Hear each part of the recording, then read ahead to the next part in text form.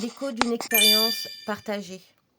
La lettre ouverte publiée par Alexis Cossette-Trudel concernant son différend avec Sylvia Miami résonne avec une force particulière. Au-delà du simple fait divers, je tiens à affirmer qu'il a raison de rompre le silence. Je soutiens sa démarche, c'est que j'aime moi-même traverser une expérience presque identique avec Sylvia. Ce constat personnel m'oblige aujourd'hui à sortir de la réserve pour souligner que ce qui arrive à Alexis n'est pas un cas isolé, mais le reflet d'une réalité vécue par d'autres. Le danger de l'immobilisme et de la fausse bienveillance. Il ne faut pas craindre de nommer les choses.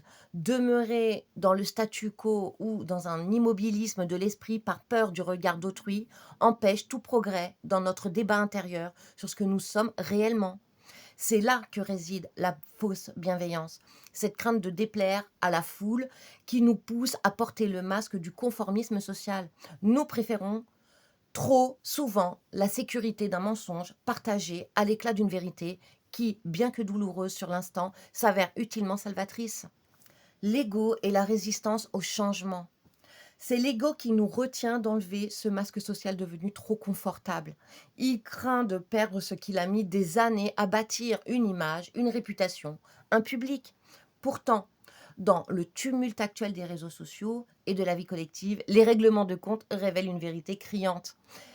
L'exemple d'Alexis est ici emblématique. Il a le courage de parler quand tant d'autres se taisent, car il arrive à un moment où la goutte d'eau fait déborder le vase. Dénoncer l'hypocrisie systématique.